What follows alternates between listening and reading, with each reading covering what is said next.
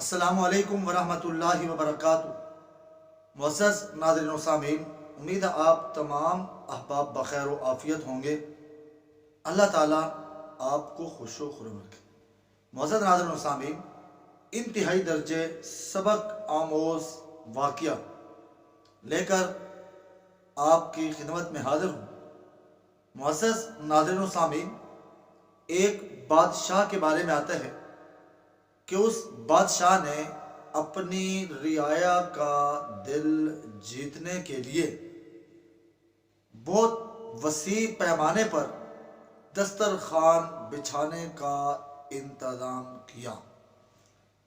تو معزز ناظرین و سامعین، جب دسترخوان بچھا دیا گیا، اس پر کھانا چنا جا رہا تھا کہ ایک خادم سالن کی رکابی لیے جو ہی بادشاہ کے قریب سے گزرا تو معزز ناظرین و سامعین، تھوڑے سے سالن کے چھینٹے بادشاہ وقت کے کپڑوں پر جا گرے۔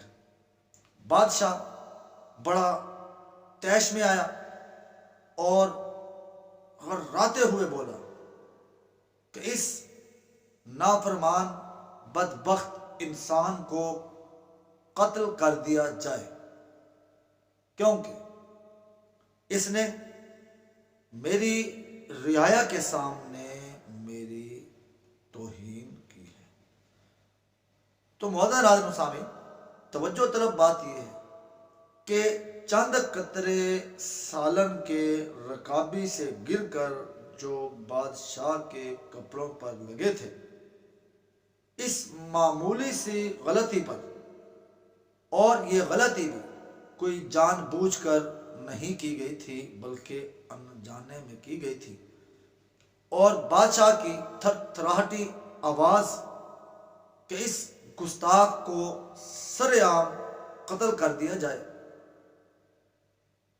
جس انسان سے سالن گرا تھا اس نے دل میں سوچا کہ معمولی سی غلطی پر بادشاہ نے مجھے قتل کرنے کا حکم دے دیا، تو کیوں نہ اس کے ساتھ ایسا معاملہ کیا جائے کہ لوگوں کی نظر میں بادشاہ کی بھوکت بڑھ جائے۔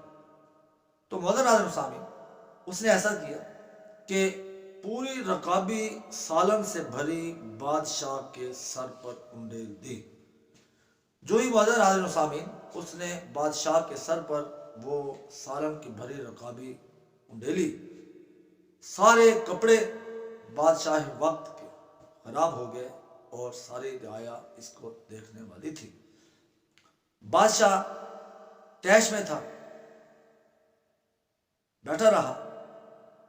اس سالن گرانے والے آدمی نے کہا کہ بادشاہ سلامت، معاف کیجئے گا، آپ کے آداب بجا لاتے ہوئے میں یہ عرض گزاری کرنا چاہتا ہوں کہ میری معمولی سی انجانے میں ہونے والی غلطی پر آپ نے جو مجھے قتل کا حکم جاری کیا، لوگ آپ پر انگلیاں اٹھاتے، آپ کی عزت کو اچھالتے کہ بادشاہ کے اندر اتنا بھی حوصلہ اور اتنا بھی حلم نہیں کہ ادنا سی غلطی کو معاف کر سکے۔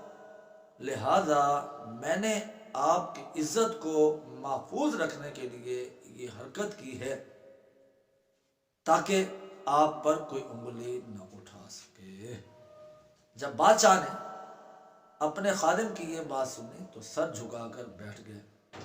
تھوڑی دیر سوچنے کے بعد سر اٹھایا اور مسکراتے ہوئے بولے کہ تیرے اس کبھی اور بڑے سے بڑے جرم پر تو نے جو اچھے انداز میں معذرت کی ہے، جا میں تیری جان بخشی کا اعلان کرتا ہوں۔